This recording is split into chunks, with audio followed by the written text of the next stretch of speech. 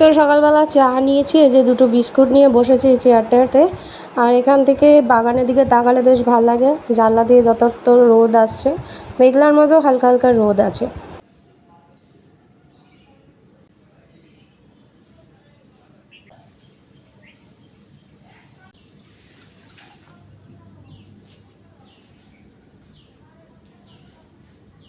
নমস্কার বন্ধুরা, রোমাদীপ চ্যানেলে তোমাদের সকলকে স্বাগত। কেমন আছো সবাই? আশা করি তোমরা সকলেই ভালো আছো, আমরাও ভালো আছি। তো আজকে হলো শুক্রবার, এখন ঘড়িতে বাজে সকাল 9টা। এখন থেকে ব্লগটা স্টার্ট করছি। তো আজকে রোদ উঠেছে বলে দীপকের সব জিন্সের প্যান্ট ট্যান্ট সব কেচে দিয়েছি। দাদান ঘুমোচ্ছে এখনও। তো চলো দিনটা শুরু করা যাক। তো আবার একবার চা বসালাম, সকালে তো একবার খেলাম, তো এখন বাবার আমি খাবো। আর এদিকে যে ঝিঙে কেটে নিয়েছি, ঝিঙে আলু পোস্ত করব। আর এই যে মাছ আলা এসেছিলো, এই মাছ দেখলাম বাবা ভোলা মাছ বাজার থেকে নিয়ে এসেছে। তো পাড়ায় মাছের দাদাটা এসেছিলো, তো ভাবলাম এই মাছটা করি। এটা কি বলো, পার্শে মাছের মতো আর কি। তো দেখা যাক। আর এদিকে আলু ঝিঙে পোস্ত বসিয়ে দিয়েছি, যেরকমভাবে করি আর কি, ওই নর্মাল সিম্পল পদ্ধতি। আর আমি তো অল্প তেলেই রান্না করি। শুকনো লঙ্কা 5 ফোড়ন দিয়েছি, তার মধ্যে আলুটা আগে দিয়ে দিয়েছি, ভালো করে ভেজে ঝিঙে দিয়েছি, তারপর পোস্ত আর আদা বেটে দিয়েছি ব্যাস। আর কটা কাঁচা লঙ্কা বেটে দিয়েছি, ব্যাস এতেই হয়ে যাবে। আর ওই মাছ আলাম, মাছটা নিয়ে এসেছিলো, মাছটা দেখে খুব ভালো লাগলো। আর বললো কাঁটা নেই এখানে, যে তাতানের ডিম আর আলু সেদ্ধ বসাবো, তো এই জন্যই মাছটা করবো। তো এই পোস্ত করেছি, তো ভাবলাম পোস্ত দিয়ে রুটিটা খেয়ে নিই। আর একটা মিষ্টি নিয়ে নিয়েছি। চলো তোমাদের মাছের রান্নাটা দেখাই কীভাবে করছি। কোনোদিন আমি এই মাছটা আগে রান্না করিনি, এই প্রথম করছি। হলো পার্শে মাছের মতন, ও শীত দ্বারা জাস্ট আছে, আর কোনো কাটা নেই। আর দীপক তো কাটা ছাড়া মাছ খেতে ভালোবাসে, কাটা আলা মাছ খেতে ভালোবাসে না, তাই জন্যই। তো এই মাছগুলো আগে শুধু নুন হলুদ দিয়ে মাখিয়ে রেখে দিয়েছিলাম, এবার গরম তেলে ভেজে নিচ্ছি। হালকাই ভাজবো, কড়া ভাজবো না, কারণ এই প্রথম করছি তো, আর টাটকা মাছ, এই জন্য হালকাই ভাজি। দেখা যাক কেমন খেতে হয়।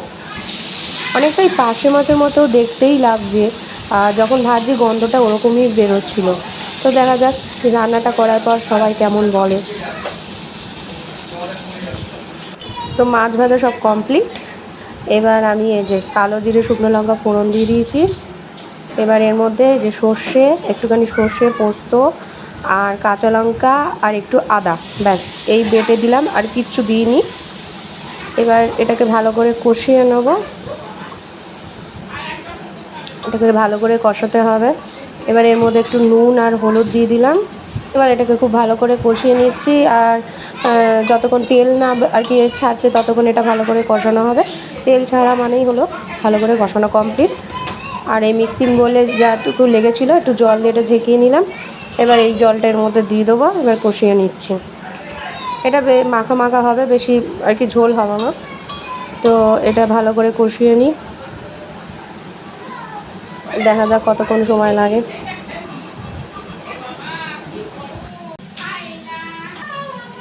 তো তেল ছেড়ে দিয়েছে, এবার এর মধ্যে জলটা দিয়ে দিচ্ছি, অল্পই জল দেবো। 6 পিস মাছ নিয়েছি, তো বেশি জল লাগবে না আমার, অল্পই জল দিচ্ছি। এবার এটা একটু ফুটুক, এর মধ্যে এবার এই যে ফুট ধরে গেছে জলে, এবার এর মধ্যে মাছগুলো ছেড়ে দেবো। আর একটা ফুট না ধরবে, ব্যাস নামিয়ে দেবো। এটা মাখা মাখাই হবে, ঝোল বেশি হবে না, এই জন্যই অল্প জল দিয়েছি। মাছগুলো এবার দিয়ে দিচ্ছি, কিছুক্ষণ রাখি 5 মিনিট মতো, তারপর নামিয়ে ফেলবো। আর উপর দিয়ে একটুখানি সর্ষে তেল দিয়ে দেবো, এটা হোক।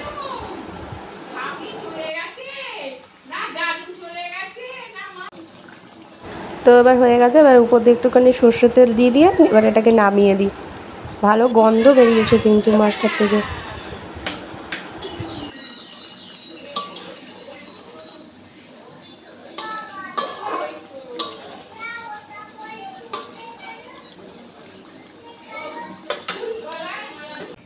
তো এই যে মাছটা কিন্তু রেডি, পুরোপুরি পার্শে মাছের মতনই কিন্তু এটা।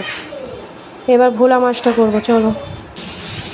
তো ভোলা মাছ আজকে একটু আলু পেঁয়াজ আর টমেটো দিয়ে দিয়েছি তেলের মধ্যে, আর কিন্তু ফোড়ন দিইনি আজকে। আর এর মধ্যে একটু পেঁয়াজ আদা রসুন বেটে দিয়েছি, ওই বাটনাটা এর মধ্যে দিয়ে ভালো করে এই যে নুন হলুদও দিয়ে নিয়েছি। এবার এটাকে ভালো করে কষিয়ে নিয়ে একটু জল দিয়ে, ব্যাস ভোলা মাছের ঝাল আর কি, নর্মাল।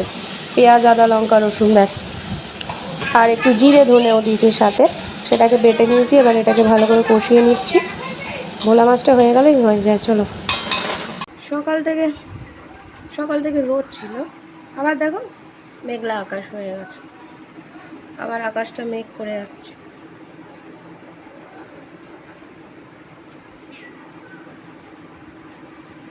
তো এই যা স্নান করে এলাম।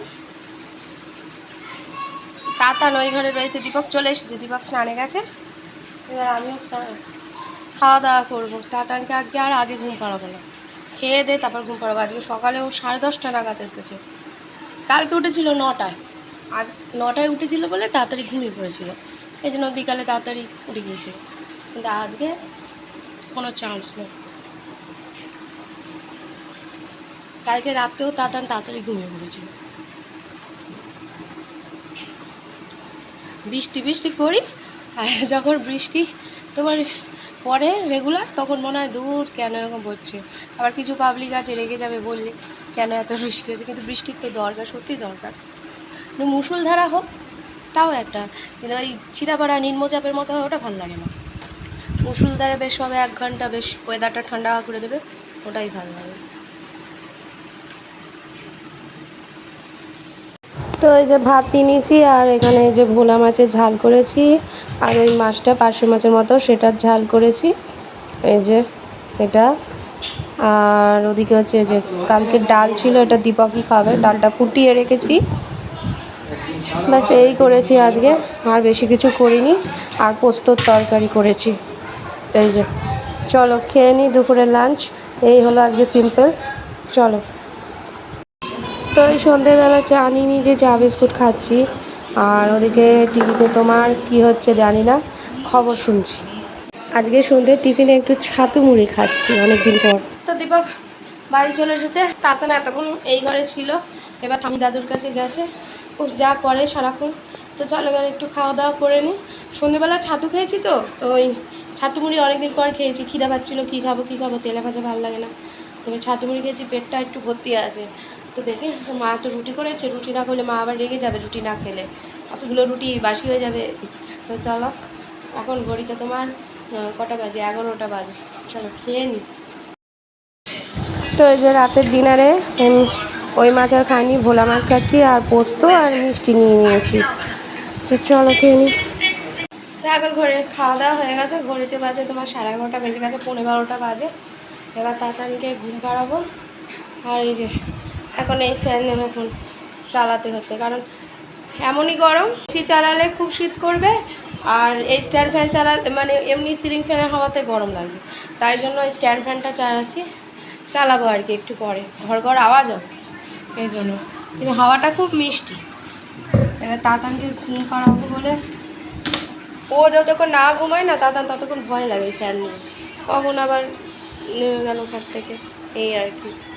তো স্নান করে এসেছি, এবার ওকে দেখি। ঘুমাবি তো? হ্যাঁ এখন ঘুমাবি তো? কি ঘুমাবে না? তো চলো আজকে দিনটা এভাবে কাটলো, আর একটা নতুন ব্লগ নিয়ে অবশ্যই হাজির হব। ততদিন সুস্থ থেকো, ভালো থেকো, সকলকে ভালো রেখো। যারা এখন অবধি আমার চ্যানেলটিকে সাবস্ক্রাইব করোনি তারা প্লিজ সাবস্ক্রাইব করে দিও। তো চলো tata, bye bye, good night.